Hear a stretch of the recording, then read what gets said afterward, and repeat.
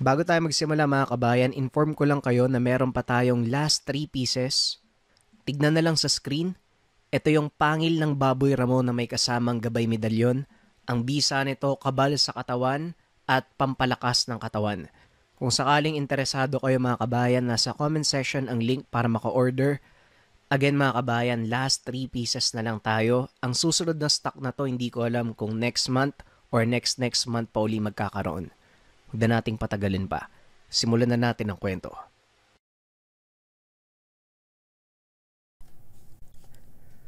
Ang kwentong ito ay hango sa totoong buhay. Mula ito sa isa nating kabayan na itago na lang natin sa pangalang Bravo. Walang eksaktong taon. Probinsya ng Masbate. Nang mga panong ito, kilalang manggagamot sa bayan ng Mandaon itong si Bravo. Nasa edad 25. Naging biyasa ito sa panglulunas ng mga sakit na dulot ng elemento. Ang madalas kinukonsulta sa kanya ay kulam. Dinarayo ng mga tao mula sa malalayong lugar ang binata dahil sa kakaibang kakayahan nito sa panggagamot. Ngunit lingid sa kaalaman ng lahat na may madilim na nakaraan ng binata. Sa edad na 18 taon, naulila ito sa mga magulang. Pinatay ng taong bayan ang ama dahil sa salang pambabarang. Ang kanyang ina naman, namatay sa karamdaman noong sanggol pa lamang si Bravo. Pinatay ng kanyang ama ang kanilang kapitan dahil na din sa panggigibit nito sa ilan nilang kababaryo. Aatras tayo ng 20 taon. Masayang namumuhay si Mang Ruben sa kanilang pamayanan. Halos lahat ng tao ay kilala ito dahil na din sa kabaitan at taglay na kahusayan sa panggagamot. Maliit pa lamang si Bravo, iminulat na ito ng kanyang mga magulang sa katotohanan ng kanilang pamumuhay. Palaging sinasabi ni Mang Ruben na sila ay mula sa angkan ng mga mambabarang at mahabang panahon na nilang inaalagaan ang lihim. Ito ang tatandaan mo, Bravo. Balang araw, ikaw ang magmamana ng kakayahan ko. Ayokong gamitin mo ito sa pananakit ng kapwa. Wika ni Mang Ruben. Hindi po ba masama yung pambabarang? Ibig sabihin, masama din po tayo? Tanong ng nooy paslit pa na si Bravo. Hindi nakabatay sa kaalaman ng tao ang kanyang pagkatao. Kahit ano pa man ang nalalaman mo, basta ginagamit mo ito sa kabutihan at hindi ka nakakasakit ng kapwa, hindi ka masama. Pero sa oras na manakit ka gamit ang kaalamang iyon, ibang usapan na yun, anak. Kaya pagdating ng panahon, ikaw ang magmamana ng kakayahan ko. Gamitin mo ito sa kabutihan. Tugon ni Mang Ruben. Nakikita ni Bravo ang ginagawa ng ama, lalo na ang pagtulong nito sa mga kababaryo. Kahit hindi ito tumatanggap ng bayad sa panggagamot. Ni minsan, hindi nakaranas ang pamilya na magutom. Araw-araw ay may nagbibigay ng prutas sa kanila, gulay at mga hayop bilang pasasalamat sa pagtulong ni Mang Ruben sa mga tao. Ngunit kahit anong kabutihan ang ipakita ni Mang Bravo sa mga taga-baryo, merong iilan na minamasama ito. Kagaya na lang ng Kapitan del Barrio na itago na lang natin sa pangalang Filimon. Madalas itong nakamasid sa labas ng tahanan nila Bravo. Kung hindi naman ay nagpapadala ito ng mga taong nagbabantay at mag-uulat sa kanyang mga kaganapan. Tay, andyan na naman po sa labas ng bahay yung mga tauhan ni Kapitan. Bakit po ba nila kayo binabantayan? May nagawa po ba kayong masama? Tanong ni Bravo. Huwag mo silang alalahanin, anak. Dahil kahit ano pang gawin nila, wala silang makikita dahil wala naman tayong ginagawang masama. Halika dito. Tulungan mo ako sa isa nating pasyente. Wika ni Mang Ruben.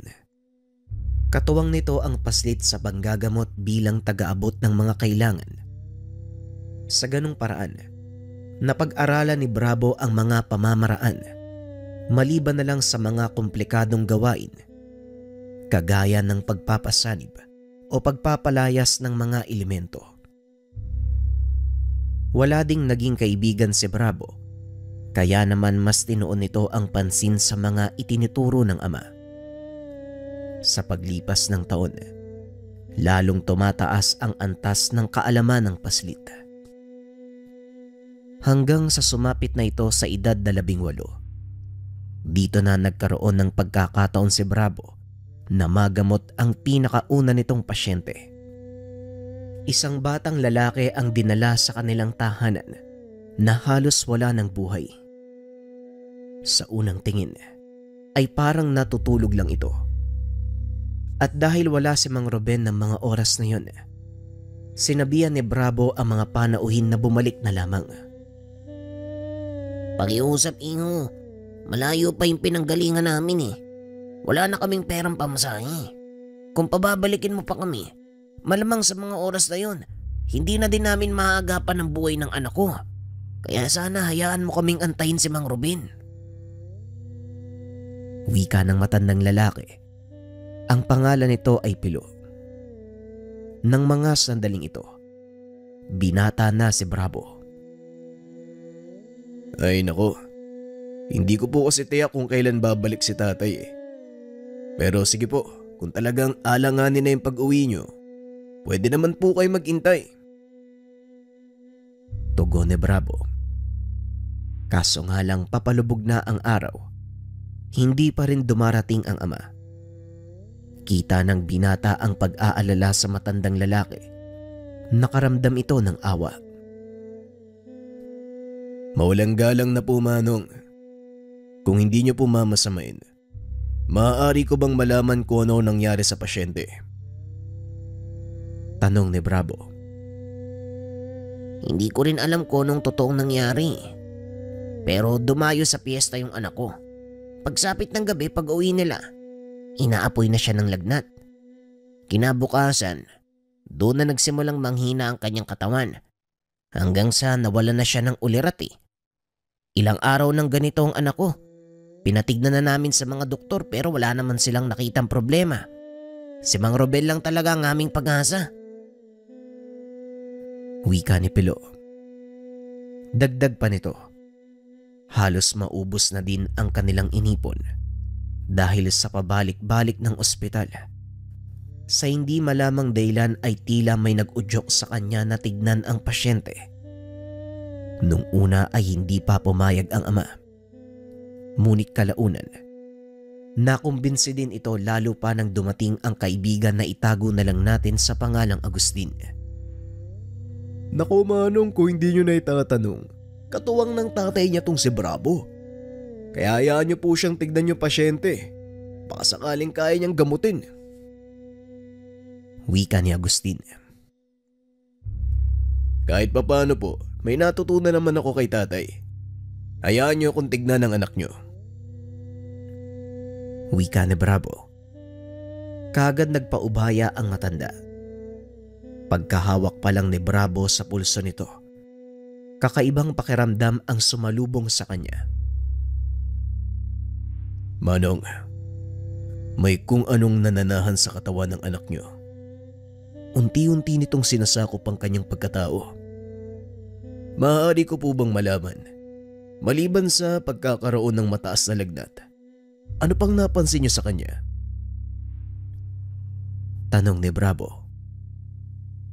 Oo nga pala, meron siyang dalang kawayan na parang nginatngat ng aso.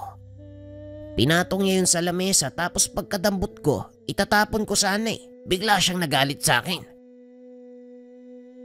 Pagpapaliwanag ni Pilo. Mukhang alam ko na kung anong nangyari sa anak niyo, Manong. Pero hindi pa ako sigurado ah. Kailangan ko pa ng kaunting pagsusuri. Agustin, maaari mo ba akong ikuha ng dahon ng agaw at saka baging na makabuhay? Wika ng binata. Dali-dali namang lumakad si Agustin. At dahil nasa bukana lang naman ang mga nasabing sangkap, mabilis itong nakabalik. Inabot ng binata ang mga sangkap kay Bravo. Kinusot nito sa kanyang palad ang dahon ng adgaw. Itinapat sa ilong ng walang malay na pasyente. Ilang sandali pa ang nakalipas ay bigla itong dumilat at napatitig kay Bravo. Hinawakan ng binata ang baging ng makabuhay. Idinikit sa palad ng pasyente. Sumigaw ito at nakiusap na alisin dahil nalalasahan niya ang pait ng makabuhay. Dito na nakumpirma ni Bravo ang hinala. Sabihin niyo po sa akin, anong nangyari sa anak ko? Tanong ni Pilo. Ikinalulungkot ko pong sabihin, Manong, pero biktima ng yanggaw ang anak niyo. Tugon ni Bravo.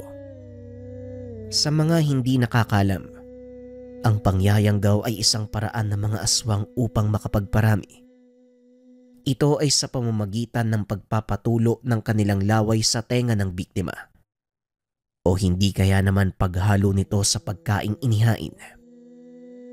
Maraming paraan para malaman kung ang isang tao ay nayanggaw. Una ay sa pamamagitan ng kilos. Madalas balisa ang taong nayanggaw sa unang 3 araw. Natatakot ito sa tubig at kadalasang makikitang may kung anong hinangat-ngat. Paminsan ay kahoy o hindi kaya naman kaperasong kawayan. Ikalawa, sa pamamagitan ng mga kagamitan. Ang pamamaraang ito ay nagagawa lang ng isang taong may kaalaman sa pananambal. Gumagamit sila ng ilang gamit, kagaya ng mga halamang gamot o hindi kaya naman mga langis. Ikatlo at ang pinakamalala. Sa pagkakataong ito, nakikita ng iba ang kinikilos ng taong nayanggaw. Hindi na kailangan ng espesyal na kakayahan para malaman ito. Dahil sa ganitong pagkakataon, unti-unti nang lumalabas ang pagiging aswang sa taong nayanggaw. At sa oras na makatikim ito ng dugo ng tao, matutulog ang nayanggaw ng ilang araw bilang paghahanda sa tuluyan nitong paglabas na isang ganap na aswang. Kadalasang tumatagal ng 5 hanggang 7 araw ang ganitong proseso. Kadalasan wala ng paraan para maalis ang sumpa sa katawan ng nayanggaw kung hindi patayin na lamang ito. Balik tayo sa kwento. Hindi sinabi ni Bravo ang totoong kalagayan ng pasyente dahil ayaw nitong mataranta ang kaanak. Ngunit wala ng pagpipilian at kailangan nitong malaman ng ama. Paano ngayon yan, Bravo? Mukhang nasa uling bahagi na ng yanggawang binatang yan. May magagawa ka pa ba? Tanong ni Agustin. Yan nga din ang iniisip ko, Agustin. Hindi ko alam kung paano sasabihin sa ama ng pasyente yung katotohanan sa kaso ng anak niya. Dahil alam kong hindi siya maniniwala at maaari ding masira ang reputasyon ng tatay ko kung sakali. Tugon ni Bravo. Anong balak mong gawin? Hindi mo kayang gamutin yan. Kung sakaling may masamang mangyari sa pasyente, maaari ka ring mapahamak, Bravo. Muling wika ng kaibigan. Napaisip ang binata sa mga sinabi nito. Ngunit alam din ni Bravo, wala na siyang ibang maaasahan. Sa puntong ito kung saan maaaring maraming mapahamak sa isang maling desisyon. Kaso nga lang, pinili pa rin ng binatang gamutin ng pasyente.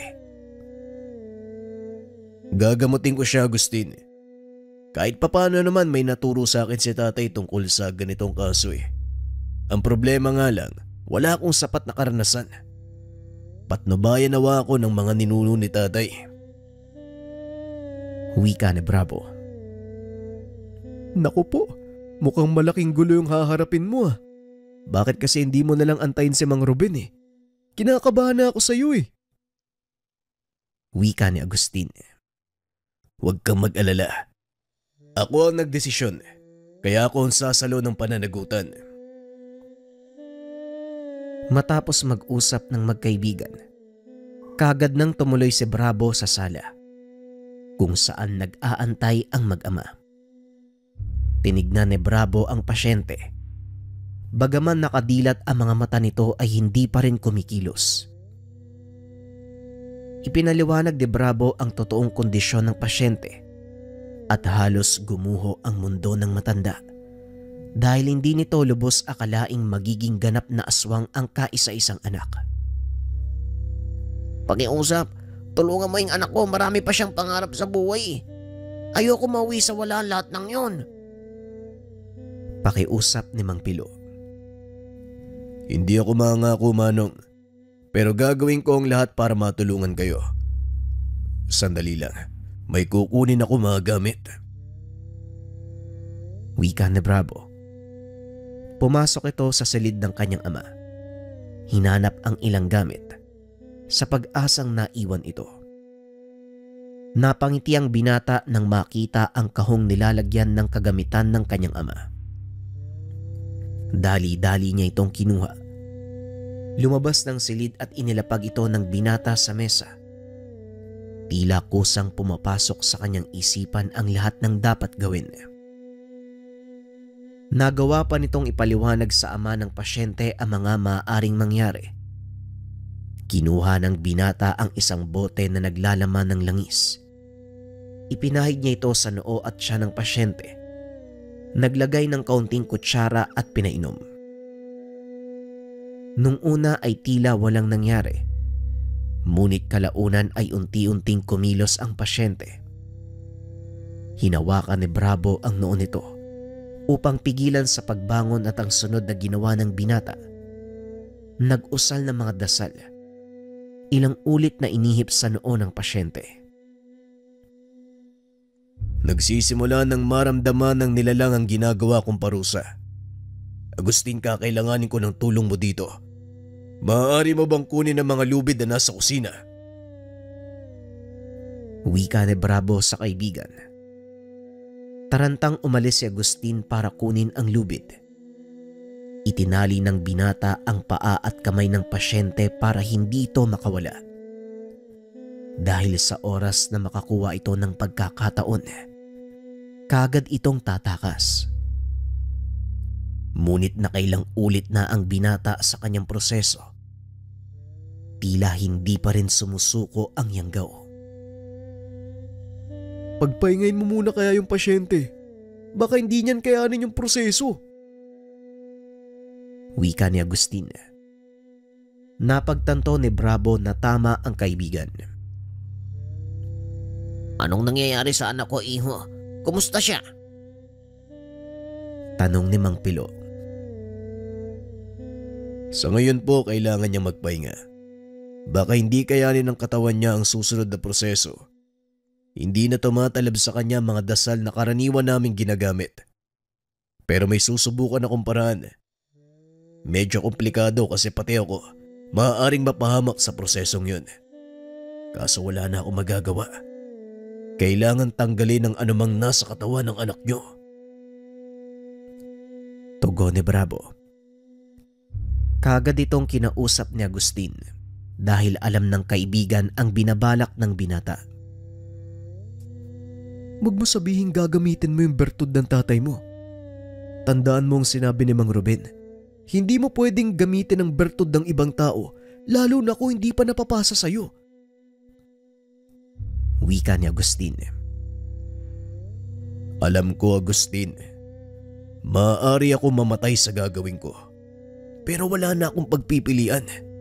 Kung hindi ko gagawin ang bagay na to, maaaring marami ang mapahamak. Kaya mas pipiliin kong magsakripisyo. Tugon ni Bravo. Tumutol man si Agustin ngunit wala pa ring nagawa dahil buo na ang isipan ng kaibigan. Ilang sandali pa ang nakalipas. Ipinagpatuloy ni Bravo ang panggagamot. Sa pagkakataong iyon ay walang pagdadalawang isip na ginamit ng binata ang kaalaman ng kanyang ama sa barang. Naglabas ng garapon si Bravo. Nanlaki ang mga mata ng ama ng pasyente. dahil napakalaking salagubang ang lumabas mula doon. Pinagapang ito ng binata sa katawan ng pasyente.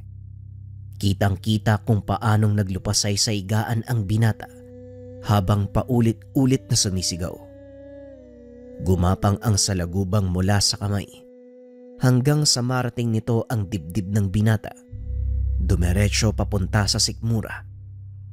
Napatayo sa kinauupuan ng ama nang makita niyang unti-unting pumapasok ang insekto sa balat ng anak. Patuloy itong naglulupasay hanggang sa bigla na lang huminto sa pagdalaw. Tinitigan ng matanda si Bravo na noon ay nakaupo sa tabi ng kanyang anak. Patuloy sa pagdarasal. Gamunggo ang pawis at nanginginig ang katawan. Iha, ayos lang ba ang kaibigan mo? Anong nangyari? Bakit may pumasok na insekto sa katawan ng anak ko? Tanong ni Pilo kay Agustin. Ayos lang po siya, Mang Bravo. Magtiwala po kayo sa kanya. Alam po ng kaibigan ko ang ginagawa niya. Tugon ni Agustin. Muling naupo ang binata. Akmang hahawakan na sana nito ang anak nang biglang hawakan ni Agustin ang kamay. Pakiusap, Manong. Huwag niyo pong hawakan ng pasyente. Maaaring lumipat sa inyo ang sumpa. Hanggat maaari, dumistansya po kayo. Wika ni Agustin. Kaagad namang lumayo ang matanda at ilang minuto pa ang lumipas. Napansin ni Agustin na tila naduduwal ang pasyente. Dali-dali itong kumuha ng planggana at inilagay sa tabi ni Bravo. Maya-maya pa bumitaw na ang binata sa pag-uusal. Marahang pinabangon ng pasyente. Pagkaangat ng katawan nito ay bigla itong nasuka. Lumabas sa bibig ng binata ang namuong dugo. Kasunod ay napakalapot na itim na likido. Ang mas lalo pang kinagulat ni Mang Agustin, ang paglabas ng patay na ibon. Halos kasing laki ng kamao. Kulay itim ang balahibo at maihahalin tulad sa uwak. Bumagsak ito sa palanggana. Ilang minuto pa ang lumipas. Lumabas din sa bunganga ng binata ang malaking salagubang na ginamit ni Bravo. Dali-dali niya itong dinampot at ibinalik sa garapon. Agustin, kalasin mo ang tali sa kamay at paa ng pasyente. At sa Manong, pakipunasan po ang kanyang katawan. Wala na po kayong dapat alalahanin. Ligtas na po ang anak niyo. Anumang oras ay gigising na siya. Wika ni Bravo. Hindi nga ito nagkamali dahil ilang minuto lang ang nakalipas. Kumilos ang binata at tinawag ang kanyang ama. Hindi ko alam kung paano ko magpapasalamat. Ang buong akala ko, wala nang pag-asang gumaling ang anak ko. Kulang ang pasasalamat para tumbasan ang kabutihang ginawa niyo. Pero maraming salamat pa rin. Tugon ni Pilo habang nakaluhod sa harap ni Bravo. Tumayo po kay Manong.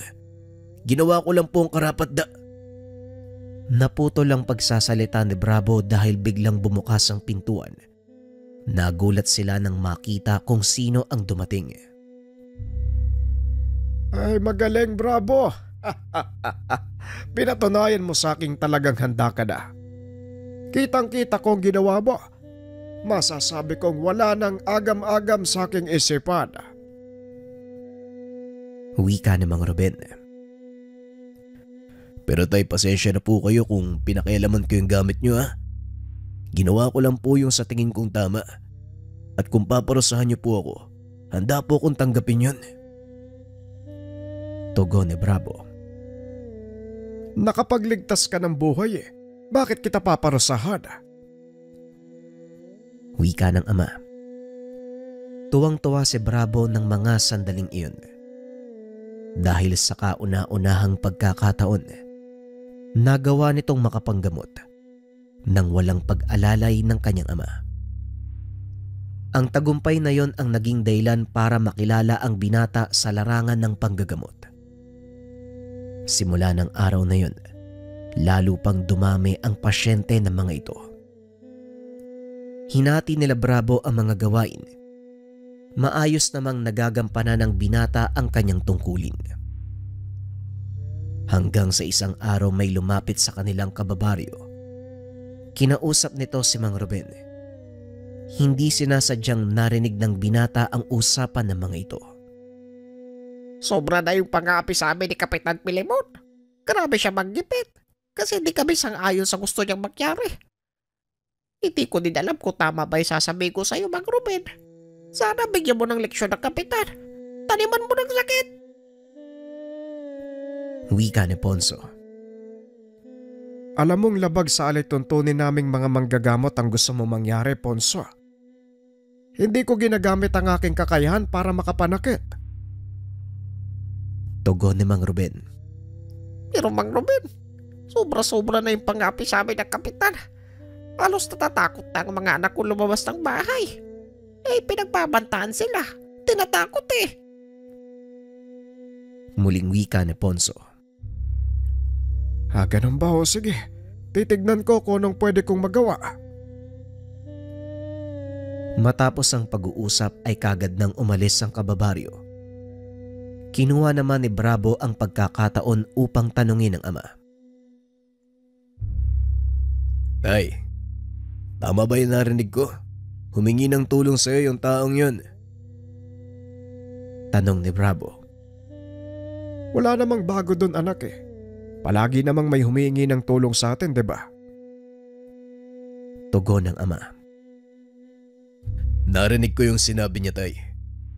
Gustong ipahamak ng taong yun ng kapitan at pumayag naman kayo. Wika ni Bravo.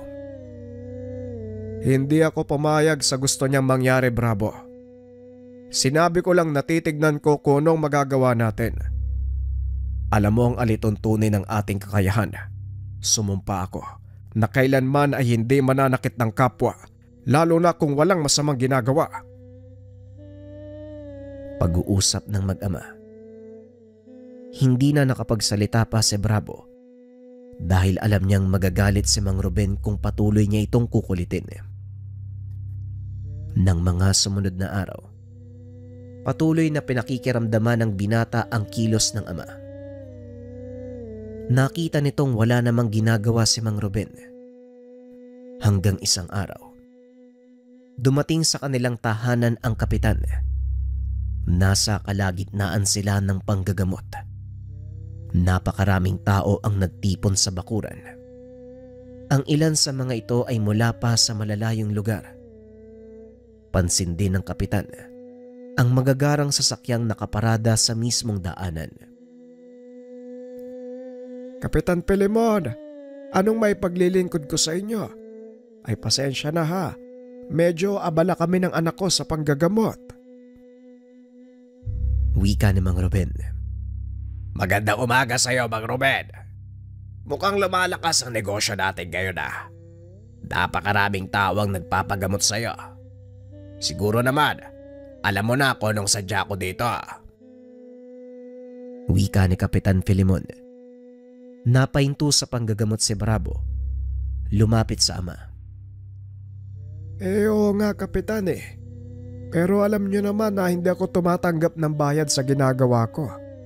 Kung naparito kayo para sa arkabala, huwag kayong mag-alala.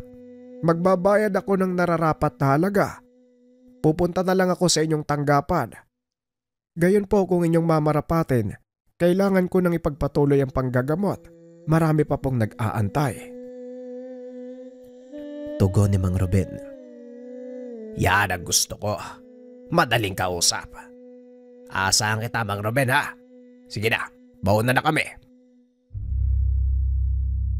Pag-alis ng kapitan ay kagad kinausap ni Bravo ang ama. Napakagahaman talaga ng taong yan. Kaya maraming nayayamot sa kanya eh. Hindi ko masisisi si Mang Ponso na hilingin sa inyo na taniman ng sakit ng taong yan. Wika ni Bravo. Huwag mo siyang alalahanin. Alam ko ang gagawin ko sa taong yan. Sa ngayon, hayaan mo muna siya, anak. Hanggang salita pa lang naman eh. Sa oras na may galawin si Kapitan ni isa sa ating mga taga-baryo, doon ako kikilos. Tugon ni Mang Ruben. Muling ipinagpatuloy ng dalawa ang panggagamot. Kinagabihan, sa sobrang pagod ay mabilis na nakatulog ang matanda. Si Ruben at Agustin ang naiwan upang ayusin ang mga upuang ginamit ng mga pasyente. Dumating ang dalawa sa mga tauhan ni Kapitan, sina Ambo at Badong. Hinanap ng mga ito si Mang Ruben. Nasaan si Mang Ruben? Gusto siyang kausapin ng Kapitan tungkol sa ipinangako niyang arkabala. Wika ni Badong. Pasensya namang Badong ha, nagpapahinga na si tatay. Hayaan po ninyo, bukas sasabihin ko sa kanya. Tugon ni Bravo. Ngayon namin gustong kausapin ang tatay mo. Kaya gisingin mo siya. Kung ayaw mong kayo ng kaibigan mong patulugin namin ng tuluyan. Wika ni Ambo. Sabay hawak sa baril na nakasugbit sa tagiliran. Wala naman pong ganyanan, Manong. Tatakutin mo kami sa sarili naming bakuran. Baka nakakalimutan mong... Hindi na naituloy ni Bravo ang sasabihin dahil inawat ito ng ama. Badong! Ambo! Anong kaguluhan yan? Bakit kayo nandito? Tanong ni Mang Ruben.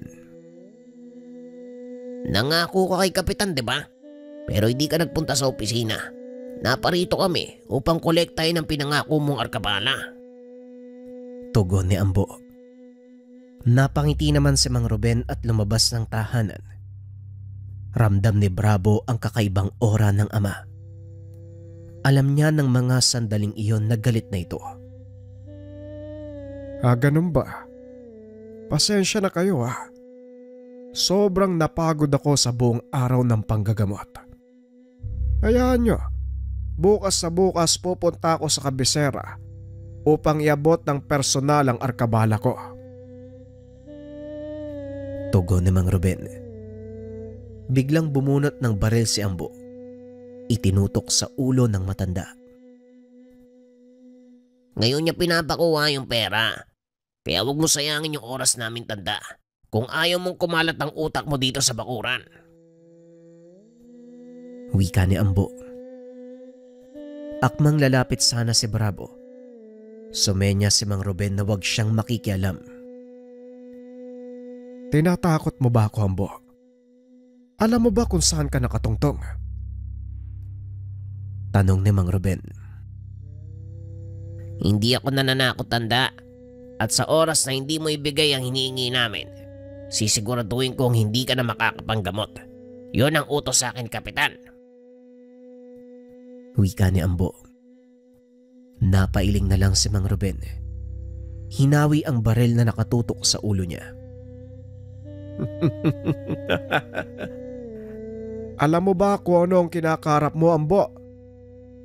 Sana lang wag kang gumawa ng bagay na maaaring ikasira ng samahan natin. Magkababaryo tayo eh. Sandali lang ha. Kukunin ko ang pera. Wika ng matanda. Pumasok ito sa tahanan at ilang sandali lang. Lumabas ito na may dalang malaking supot na punong-puno ng barya. O ayan, hindi ko na binilang. Pasensya na ka mo ha. Barya lang ang binibigay ng mga tao bilang pasasalamat. Tugon ni Mang Ruben. Yun. Madali ka naman palang kausap, tanda. Sige na, ako nang bahalang kumausap kay Kapitan. Hanggang sa susunod na buwan, ha? Wika ni Ambo. Kagad na silang umalis ng tahanan. Bakit hindi ka lumabantay? Kamuntikan ka ng patayin ng taong yun ah. Tanong ni Bravo. Maliit na bagay lang ang hinihiling nila, Bravo. Ayoko magsayang ng buhay dahil lang sa pera. Sige na, tapusin nyo na mga dapat ligpitin at magpahinga. Bukas marami pa tayong gagawin. Tugon ni Mang Ruben. Kagad na itong pumasok ng tahanan. Hanga din ako sa pasensya ng tatay mo, Bravo. Biruin mo, nasa bakuran niya ginanon siya. Pwedeng-pwede niyang saktan yung mga yun eh. Wika ni Agustin. Ewan ko nga dyan kay tatay eh. Ay nako, hayaan mo na, tapusin na lang natin to. Matulog na lang tayo, gagabihin ka na eh. Tugon ni Bravo. Matapos ang pag-ayos, kagad nang nagpaalam si Agustin. Kinabukasan maaga itong dumating. Nanlaki ang mga mata ni Bravo dahil punong-puno ng pasa ang mukha ng kaibigan. Nakabenda ang kaliwang braso nito. Anong nangyari sa'yo? Napaaway ka ba kagabi? Tanong ni Bravo. Hindi, Bravo. Tinambangan ako ng mga tauhan ni Kap. Binugbog nila ako kagabi. Hindi ko nga alam kung ano yung kasalanan ko eh. Wika ni Agustin. Napagtanto ni Bravo na nadadamay ang kaibigan sa ginagawa ng kapitan. Kaya kagad nitong kinausap si Mang Ruben. Sobo-sobra na talaga ang mga taong yan. Maging ang mga walang malay ay napapahamak. Bravo, isara mo ang bakuran. Hindi tayo tatanggap ng pasyente ngayong araw. May gagawin akong importante. Wika ng matanda. Sinara ni Bravo ang bakuran, maging ang kanilang pintuan. Matapos ay may kung anong kinuha ang matanda sa ilalim ng sapin ng kanyang higaan. Isa itong maliit na tela na may nakasulat na kung ano. Sumama kayong dalawa sa akin. May pupuntahan tayo. Wika ng matanda. Dali-dali namang nag-ayos si Bravo at sinundan ng ama. Nagtaka ang magkaibigan dahil dinala sila ng matanda sa loob ng kawayanan. Bumunot ng itak si Mang Ruben at ginamit ito bilang pangtapik ng mga puno ng malalaking kawayan na kung tawagin ay butong. Ang butong para sa kaalaman ng lahat, isang uri ng kawayan na walang tinik. Ngunit punong-puno ng maninipis na buhok ang katawan nito. Sa pagtagal ng panahon ay nawawala din ang mga ito na siyang palatandaan na handa ng putulin ang puno. Patuloy na tinatapik ng matanda ang bawat nadadaan ng kawayan hanggang sa uminto ito sa partikular na puno. Kagad itong pinutol ng matanda at biniyak. Tumambad sa dalawa ang malalaking salagubang. Kamukha ito ng ginamit ni Bravo. Ngunit mas malaki ang mga nakuha ng kanyang ama sa buho ng kawayan. Masyado nilang sinasagad ang pasensya ko. Pues maganda sila sa kabayaran ng mga ginawa nila. Wika ni Mang Ruben. Sa pagkakataong iyon ramdam ng binata ang matinding galit ng ama. Hindi malaman ni Bravo kung matatakot ba o matutuwa sa mga nangyayari. Kakaibang aura ang naaninag ng binata sa ama. Alam niyang hindi ito ang karaniwang aura ng matanda. Ilang sandali pa ay gumapang na palayo ang mga uwang. Ang ilan ay humukay pa ilalim. Ang ilan naman ay lumipad. Ngunit may isang bukod tanging nagpaiwan. Nakapatong ito sa balikat ng matanda habang nililinis ang mahabang sungay. Tay, bakit po naiwan ng isang yan? At saka iba yung itsura niya. Ang isang ito ay espesyal. Siya ang nagsisilbing pinuno ng mga alaga kong lakang. Puro babae ang iba sa kanila. At siya ang nag-iisang lalaki. Sa kanya nagmumula ang kakayahan kong utusan at manipulahin ang iba pang uri ng salagubang. Pagpapaliwanag ng matanda. Namangha ang binata dahil nakikita nito ang ginagawa ni Mang Ruben. Binubulungan niya ang lalaking lakang at sa pamamagitan ng pagpilantik ng mga sungay nito, kumikilos ang iba pang salagubang. Pinili ng tatlo na manatili sa loob ng kawayanan dahil mas ligtas sa lugar na ito para hindi na din sila makita ng mga taong magpapagamot. Bravo at Agustin, makinig kayo. Dahil maaaring may mangyaring malaking kaguluhan. Lalong-lalo ka na, Bravo. Piliin mong maging mahinahon. Huwag na huwag kang gagawa ng isang bagay na maaaring ikapahamak mo o ng mga taong nasa paligid mo. Lalong-lalo na pagdating sa paggamit ng iyong mga kaalaman. Mapaminsala ang kapangyarihan ng barang at hindi mo ito kayang pangibabawan. Lalamunin ka ng kasamaan. Pagpapaliwanag ni Mang Ruben. Pero bakit niyo po ginawa yun, Tay? Bakit mo ginamit ang kaalaman mo? Gayong alam mo na marami ang mapapahamak. Wika ni Bravo. Nararapat lang sa kanila ang mangyayari. Subo-sobra na sila eh. Lalo na ang Kapitan Pilemon na yan. Matagal na akong nagtitempe sa kanya. Puno na ang salop ko, Bravo. Matatapon lang kung dadagdagan niya pa. Pagpapaliwanag ni Mang Ruben. Sa kaloob-looban ni Bravo, natutuwa ito dahil sa wakas kumilos na din ang ama para bigyang hustisya ang pang-aapi ng mga nakakataas. Ngunit may maliit na bahagi sa binata. Nakakaramdam ng takot at alinlangan. Naramdaman naman ito ni Mang Ruben. Alisin mo ang takot at alinlangan sa puso mo, Bravo. Dahil sa oras na hayaan mong mangibabaw ang pakiramdam na yan, ikaw ang kakainin ng mga alaga mong lakang. Ikaw ang magmamana ng kakayahan ko.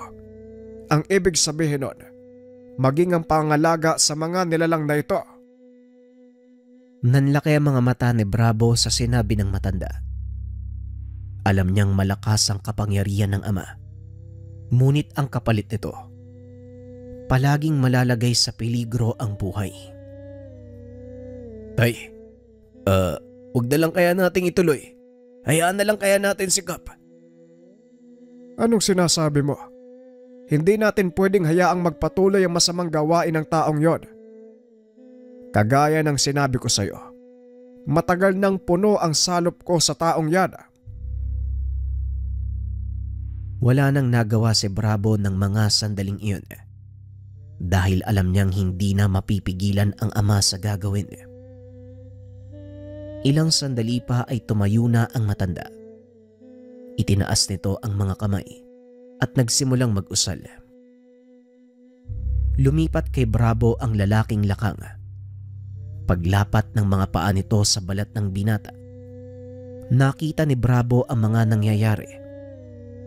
Isa-isang gumagapang ang mga lakang papasok sa tahanan ng mga taong sangkot sa panggugulpe kay Agustin. Una nitong nakita, si Ambo. Gumapang ang lakang papasok sa kanyang damit. Bigla na lang itong sumigaw dahil unti-unting pumapasok ang salagubang sa kanyang balat. Ilang sandali pa ay nawalan ito ng malay. Kusang lumabas ang lakang, ngunit kagad itong namatay. Kasunod namang nakita ng binata ay si Badong. Kasalukuyan itong nakikipaglaro sa kanyang anak. Dumapo sa likod ang lakang at kagaya ng nangyari kay Ambo, pumasok sa balat nito ang salagubang. Nawala ng malay, kaagad ding lumabas ang lakang. Biglang bumalik sa wisyo si Bravo nang tapikin siya sa balikat ni Mang Ruben. Nakita mo kung ano nangyari. Pamahamang tawag sa ritual na yan. Tapos na tayo dito. Bumalik na tayo sa bahay. May mga taong nag-aantay sa atin. Wika ni Mang Ruben.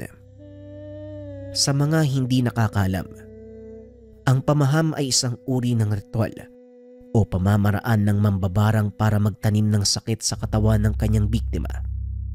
Nagpapadala ito ng mga salagubang o kahit anong insekto sa tahanan ng biktima. Sa oras na makadapo ang insekto sa katawan nito ay papasok ito sa balat at doon magsisimulang mangitlog. Kalaunan ay nagiging uod na siya namang kinakain ng katawan ng pasyente hanggang sa tuluyan itong bumigay. Balik tayo sa kwento. Habang naglalakad pauwi, napansin ng binatang hindi pa rin umaalis ang lalaking lakang sa kanyang balikat. Nagpapalipat-lipat ito sa magkabilang balikat ng binata. Tay, bakit hindi pa umaalis ang isang to? Tanong ni Bravo. Maaaring tapos na tayo sa dalawang nanggulpe kay Agustin. Pero hindi pa tapos ang gawain nila dahil hindi ko pa naaabot ang kapitan. May espesyal akong handog para sa kanya. Tapusin lang natin ang gamutan ngayong araw. Ipapakita ko sa iyo ang ibig kong sabihin. Pagdating sa kanilang tahanan, nakapila na ang mga tao. Humingi ng paumanhin ng matanda sa mga ito. Sinimulan ni Bravo ang panggagamot. Samantalang si Mang Ruben naman ay naupo muna sandali. Pinakikiramdaman ang paligid hanggang sa makita nito ang mga taong hinihintay. Nandito na sila. Ngayon, makakaganti ka na, Agustin. Wika ni Mang Agustin sabay tayo. Nagulat naman si Bravo nang makitang papasok ng bakuran si Badong at Ambo. Akay-akay ang mga ito ng kanilang mga kasamahan. Hindi maipinta ang mga muka. Sa bawat pagkilos ng mga ito ay napapasigaw dahil sa sobrang sakit na nararamdaman. Karaniwang isinasagawa ni Mang Ruben ang pamahama kapag tulog ang biktima. Ngunit sa pagkakataong ito, sinadya niya itong gawin habang gising sina Ambo para maramdaman ang sakit. Tanda, tulungan mo kami. Mukhang nakulam kaming dalawa ni Batong. Wika ni Ambo. Mukha ngang malala na ang kalagayan yung dalawa. Teka, ano ba kasi ang ginawa ninyo at nagkaganyan kayo? Wika ni Mang Ruben at nagkatinginan ang dalawa. Napalingon nang biglang magsalita si Agustin. Sila po yung nanggulpi sa akin, Mang Ruben eh. Wala naman po akong ginagawa sa kanila eh. Wika ni Agustin. Ay nako, bakit nyo namang ginawa yon? Wala namang kasalanan yung bata sa inyo eh. May atraso din ba mga magulang niya sa inyo? Paano pala kung anak ko na-tsempuhan niya? Eh di bugbog sarado din. Wika ni Mang Ruben. Huwag kang gumawa ng kwento, Agustin. Hindi kami ang nanggulpi sa'yo. Pagkakaila ni Badong. Para namang hindi ko kayo nakilala. Sasabihin nyo wala kayong kinalaman sa nangyari sa akin. Alam nyo Mang Badong at Mang Ambo, dinig na dinig ko ang sinabi nyo. Ano nga yun? Bakit pa ako nakialam? Bakit pa ako nakatambay sa bahay ni Mang Ruben? Yan tuloy nadamay ako. Nararapat lang sa inyo yan eh. Ngayon magdusa kayo. Wika ni Agustin. Batay sa tono ng pananalita ni Agustin, mukhang matindi ang galit nyo ah. Ano Agustin? Gagamutin ko ba sila? O hahayaan kong patayin ng mangkukulam? Tanong ni Mang Ruben. Hayaan nyo na lang pong mamatayan, Mang Ruben. Tugon ni Agustin. O paano ba yan? Narinig niyo ang pasya ng bata kaya pasensya na. Ayokong sumama ang loob ng kaibigan ng anak ko sa akin eh. Kaya makakaalis na kayo. Muling wika ni Mang Ruben. Muli itong bumalik sa pagkakaupo. Hinayaan itong magmakaawa ang dalawa kay Agustin. Ngunit sadyang matigas ang puso ng binata. Masyado nang malaki ang ginawa niyong eksena dito. Makakaalis na kayo. Marami pa kaming gagawin. Tugon ni Mang Ruben. Nagtaka ang mga tao kung bakit hindi tinulungan ng matanda ang dalawang tanod na kagad namang pinaliwanag ni Agustin. Huwag kayong magtaka kung bakit pinalis ni Mang Ruben ang dalawang yun. Mga tauhan sila ng aming kapitan. Nung nakaraang gabi ginulpi nila ako eh. Dahil lang nakita nilang nandito ako sa bahay ni Mang Ruben. Sana maunawaan niyo ang ginawa ng matanda. Wika ni Agustin. Nagbulungan ang mga tao. Ramdam nilang positibo ang reaksyon na nagmumula sa mga ito. Ilang sandali pa ay tuluyan ng humupa ang mga tao hanggang sa 3 na lamang ang natira. Natutulog si Mang Ruben sa kanilang beranda habang nag-uusap si Agustin at Bravo. Bigla silang nakarinig ng ilang putok ng baril sa bakuran. Dali-daling lumabas ang dalawang binata. Nakitang duguan si Mang Ruben. Nang tignan ni Bravo kung sino ang may gawa, naroon si Kapitan Filemon. Nararapat lang sa kanya ang parusang kamatayan. Binarang niya ang 2 sa mga tauhan ko. Wika ng kapitan. Hinawakan ni Bravo ang kamay ng ama. Laking pasasalamat nito. Nagawa pang magsalita ni Mang Ruben.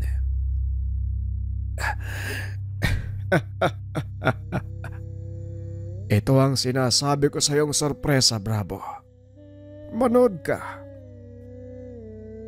Wika ni Mang Ruben sabay senyas ng kamay. Lumipad papunta kay Kapitan Filemon ang lalaking lakang na nakadapo sa balikat ni Bravo. Anong ginawa niyo? Bakit hindi ako makagalaw?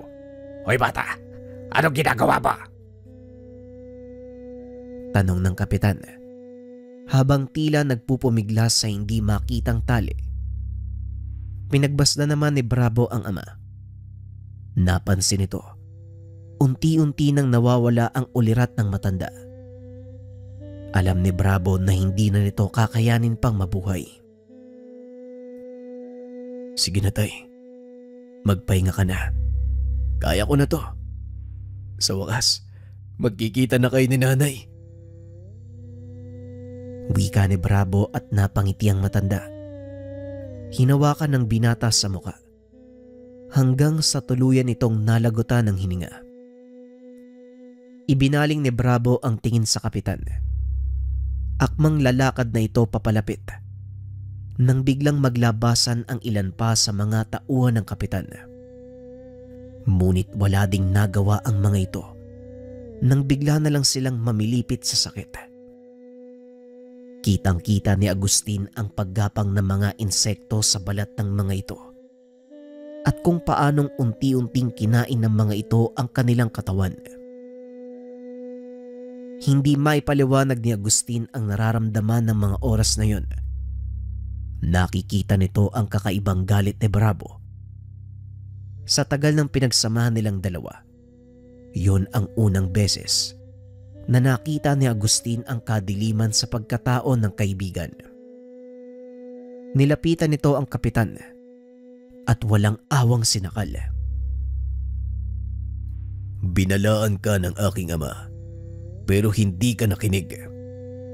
Ngayon, nakuha mo pa siyang patayin. Ang lakas ng loob mo. Wika ni Bravo habang pilit na kumakawala si Kapitan Filemon sa pagkakasakal. Ginawa ko lang ang nararapat. Hindi kayo dapat mabuhay sa mundong ito.